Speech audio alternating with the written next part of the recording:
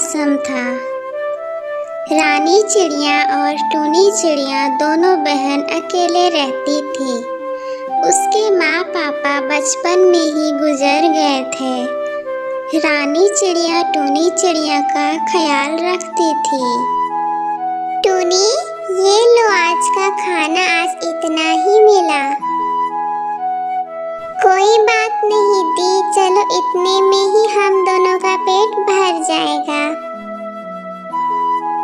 दूसरा दिन होता है। रानी चिड़िया दाना की तलाश में चली जाती है और टूनी चिड़िया अपने दोस्त पक्षियों के साथ खेलने जाती है। वे लोग खेलकर आराम करने लगते हैं। टूनी और बुलबुल बहुत अच्छी दोस्त थी। टूनी, देखो मैंने तुम्हारे लिए आम लाए हैं, लो खाओ। थैंक यू बुलबुल। अरे क्या थैंक यू पागल, हम लोग दोस्त हैं, समझी ना। फिर थोड़ी देर बाद बुलबुल घर जाने लगती है। चलो टूनी, अब मैं घर जाती हूँ, कल फिर आना, खेलेंगे, ठीक है। फिर बुलबुल घर चली जाती है। टूनी अकेले वहाँ रहती है। अभी घर जाकर क्या करूँ, रानी दीदी भी नहीं आई होगी। चलो इधर टहलते हैं थोड़ी देर, फिर घर चले जाएंगे। थोड़ी दूर चलकर रास्ते में उसे आम का बगीचा मिला। अरे ये तो आम का बगीचा है, चलो अंदर जाती हूँ, कुछ आम खाने को तो मिलेंगे। वह वहाँ जाती है, आम तोड़कर खाती है। आम कितना टेस्टी है, खाने में तो मजा ही आ गया। चलो अब चलती हूँ, फिर कल आऊंगी। टूनी चिड़िया वहाँ रोज आने लगी और आम खाने लगी। वह कुछ बहाना बनाकर घर भी आम ले जाती थी अपनी बहन रानी दीदी के लिए। इसी तरह टूनी चिड़िया रोज आने लगी। एक दिन वह पेड़ पास बैठकर सोच रही थी, काश मेरे भी माँ पापा होते तो मुझे आज किसी भी चीज का दिक्कत नहीं होता। मैं भी सबकी तरह स्कूल जाती, पढ़ती, खाने का भी टेंशन नहीं होता। हम लोग आज बहुत खुश होते। वहीं पर एक जादुई आम का पेड़ था। उसने टूनी की सारी बातें सुन ली और कहा, कोई बात नहीं चिड़िया, तुम उदास मत हो। तुम उदास में बिल्कुल भी अच्छी नहीं लगती हो। अरे ये कैसी आवाज है? कौन हो और मेरे मन की बात कैसे पता चल गया? कौन हो आप? टूनी, मैं जादुई आम का पेड़ हूँ। मैंने तुम्हारे मन की सारी बातें सुन ली।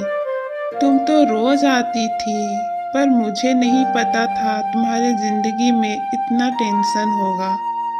मैं तुम्हें दिखाई नहीं दे सकता क्योंकि मैं अदृश्य हूँ। तुम्हें बस मेरी आवाज ही सुनाई देगी। लेकिन वह पेड़ सूखा था। आप जादुई पेड़ हो तो आपका पेड़ सूखा क्यों है? एक भी आम का पेड़ क्यों नहीं है? ऐसा बात नहीं है टूनी, मैं जादुई हूँ, लेकिन मेरी शक्तियाँ अभी काम नहीं कर रही है। पहले मेरे आम के पेड़ में बहुत आम होते थे और बहुत स्वादिष्ट होते थे, लेकिन एक दुष्ट आदमी ने जलन से मुझे श्रापित कर दिया और फिर मेरा पेड़ मुरझा गया और तब से मेरा पेड़ एक भी आम नहीं होता है। तो इसका कोई इलाज नहीं है क्या? हाँ, इलाज तो है। एक उल्लू बाबा है जिसके पास इलाज है, लेकिन मैं तो जान नहीं सकता हूँ। अगर तुम ला दोगी उल्लू बाबा से तो फिर मेरा पेड़ फिर से हरा भरा हो जाएगा। ठीक है, तो मैं जाकर उल्लू बाबा से इलाज लेकर आऊंगी। फिर टूनी चिड़िया को पेड़ वहां जाने का रास्ता बता देता है और फिर टूनी चिड़िया उल्लू बाबा के पास जाती है। हाँ चिड़िया, बोलो कैसे आना हुआ? को किसी दुष्ट आदमी ने श्राप दे दिया है। उसका पेड़ मुरझा गया है, एक भी फल नहीं होता है। तो कृपया आप मुझे इलाज दे दीजिए। हाँ टूनी चिड़िया, ये लो, ये जादुई जल दे देना, फिर वह पेड़ ठीक हो जाएगा। टूनी फिर जादुई जल लेकर जाती है और पेड़ में जादुई जल डाल देती है। फिर वह पेड़ जादुई जल से हरा भरा हो जाता है। टूनी, तुमने मेरी बहुत मदद की, मैं तुम्हें कभी भी नहीं भूलूंगा। ये तुम्हारी मदद मैं हमेशा याद रखूंगा। तुम्हें भी किसी भी चीज की मदद की जरूरत हो, एक बार बस बोल देना। तुमने मेरी बहुत बड़ी मदद की है। तुम्हारा ये एहसान मैं कभी भी नहीं भूलूंगा। ये लो मेरे जादुई पेड़ के आम। फिर पेड़ उसे बहुत सारे आम दे देता है और टूनी भी फिर घर चली जाती है। टूनी, तुमने इतने सारे आम कहाँ से लाए हैं? रानी दीदी, वो तालाब है ना, वहीं पर एक बगीचा है, तो मैंने ये सारे आम वहीं से लाए हैं। वहाँ पे आपको पता है जादुई पेड़ भी है। तुम ना कुछ भी बोलती हो, चलो सो जाओ। दूसरा दिन होता है और आंधी तूफान का मौसम आने लगता है। टूनी, लगता है अब हमारा घर ज्यादा दिन नहीं टिक पाएगा। चलो बाहर चलते हैं, हो सकता हमारा घर गिर जाए। वे दोनों जैसे ही बाहर जाते हैं उसका घर गिर जाता है। दीदी, अब हम लोग क्या करेंगे? अब तो बारिश भी आएगी, अब हम लोग क्या करेंगे? टूनी, तुम चिंता मत करो, हम रिश्तेदार हैं, उससे मदद मांगकर देखते हैं। रेखा मौसी, हमारा घर टूट गया है, आप रहने देंगे कुछ दिनों के लिए? नहीं नहीं रानी चिड़िया, मेरे घर में तो बहुत लोग हैं, तो मैं कैसे दे सकती हूँ। रानी चिड़िया को सबने मना कर दिया।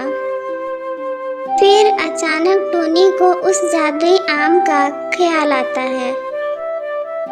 दीदी, मैंने उस दिन बताया था ना कि जादुई आम का पेड़ है, तो वो हमको बोले थे कि जब भी मदद की जरूरत होगा तो बोलना, तो वो हमारी मदद कर सकते हैं। चलो हम लोग वहाँ मदद मांग कर देखते हैं। टूनी, तुम क्या ये सब बातें बोल रही हो? जादुई सब कुछ नहीं होता है। अरे नहीं दीदी, तुम एक बार चलो तो मेरे साथ, में सच बोल रही हूँ, एक बार चलो। फिर वे दोनों जादुई पेड़ के पास जाते हैं और उनको टूनी सारा बात बता देती है। जादुई पेड़ कहता है, टूनी, ये लो जादुई आम, इसे तुम जहाँ रहना चाहती हो वहाँ पर लगा देना, फिर जादुई घर बनकर तैयार हो जाएगा। इस घर में तुम्हें खाने की भी कोई चिंता नहीं करनी होगी। तुम जब चाहो जितना खाना तुम्हें मिल जाएगा। अब से तुम्हें किसी भी चीज का टेंशन लेने का कोई जरूरत नहीं है। अब तुम अच्छा से रहना। देखा दीदी, मैंने कहा था ना कि यहाँ पर जादुई पेड़ है। हाँ टूनी, तुम सही बोल रही थी। टूनी फिर गई और उसका आम का घर बनकर तैयार हो जाता है और उसमें खाने का सब चीज था, किसी चीज का भी कमी नहीं था। वाह दीदी, देखो तो हमें कितना बड़ा घर मिला है। अब हमें किसी भी चीज का टेंशन नहीं है। अब हम लोग आराम से रह सकते हैं।